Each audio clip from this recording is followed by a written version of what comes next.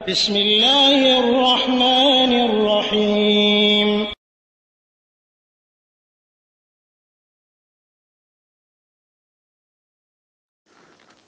بسم الله الرحمن الرحيم الحمد لله رب العالمين والصلاة والسلام على أشرف الأنبياء والمرسلين نبينا محمد وعلى آله وصحبه أجمعين أما بعد ওয়ালাইকুম আসসালাম ওয়া রাহমাতুল্লাহি ওয়া বারাকাতুহু। সম্মানিত ভাই, আপনি যেভাবে আপনারা আল্লাহর জন্য আমাদেরকে ভালোবাসছেন, আমরা দোয়া করি আল্লাহ তাআলা আপনাকে ভালোবাসুক যে জন্য আপনি আমাদেরকে ভালোবাসছেন। আপনার প্রশ্ন ছিল যে বাদ্যযন্ত্রের কথা, যে বাদ্যযন্ত্র ইসলামের বিধান কি? বাদ্যযন্ত্র পরিপূর্ণ হারাম এবং এটা পবিত্র কোরআন দ্বারা এবং সহিহ হাদিস দ্বারা প্রমাণিত। পবিত্র কোরআনে সূরা লোকমানের 6 নম্বর হাদিস 6 নম্বর আয়াতে আল্লাহ তাআলা বলতেছেন, আউযু বিল্লাহি মিনাশ শাইতানির রাজীম, ওয়া মিনান নাসি মান ইয়াশতারি লাহওয়াল হাদিস লিয়ুযিল্লা আন সাবিলিল্লাহি বিগাইরি ইলম।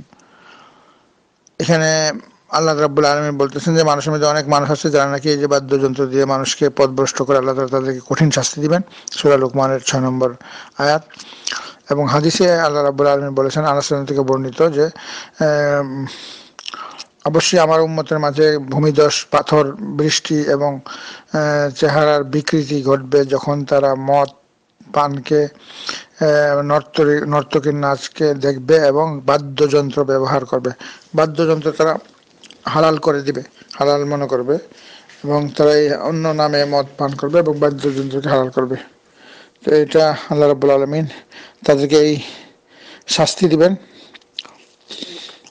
তাদেরকে ভূমিধস এবং ভূগর্ভে বিলীন করে দিবেন এবং কতককে আকৃতি বিকৃতি করে বানর ও শুকরে পরিণত করবেন শেষ জমানায়।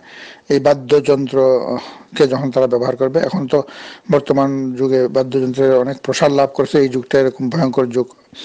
বুখারীটা 5590 নম্বর হাদিস, আবু দাউদের 4039 নম্বর হাদিস, সহিহ হাদিস। কাজে এই সমস্ত জিনিস থেকে আল্লাহ রাব্বুল আলামিন মুসলমানদেরকে যেন দূরে রাখেন। সব এগুলা কাফেরদের এবং শয়তানের অস্ত্র, মুসলমানদের ঈমান নষ্ট করে। আল্লাহ তাআলা সমস্ত মুসলমানদেরকে সকল ধরনের বাদ্যযন্ত্র থেকে এবং নর্তকী, গান, মদ এগুলা থেকে আল্লাহ সবাইকে হেফাজত করুক। ওয়া সাল্লাল্লাহু আলা নবিয়িনা মুহাম্মদ ওয়া আলা আলিহি ওয়া আসহাবিহি আজমাইন বিরহমাতিকা ইয়া আরহামার রাহিমিন।